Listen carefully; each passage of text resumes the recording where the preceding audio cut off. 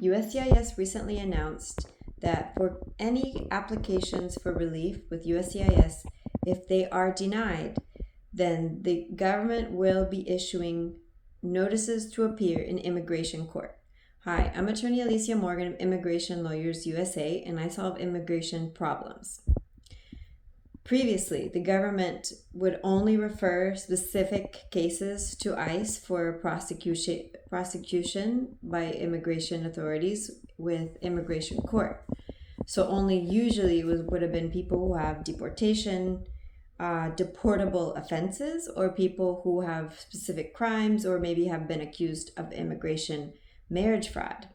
Now, USCIS is saying that their position will be anyone who's out of status and who doesn't have another status at this moment is now going to be placed in removal proceedings.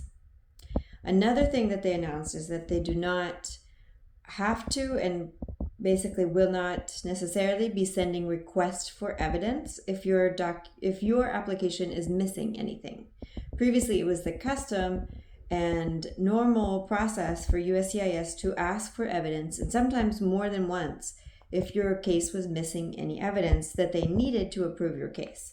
So for example, if you were previously married and you failed to send that divorce, the government would send a request and give you a certain date that you could send back the divorce that was missing so that they could approve your case. Now, USCIS is saying that they will simply deny the case for the fact that you didn't have that divorce that they needed.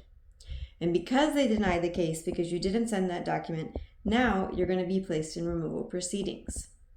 So if you have another status right now, for example, if you have a student visa and at the same time you're planning to file for the adjustment of status, one piece of advice I can give is to not stop studying, continue with your other status until you get a green card.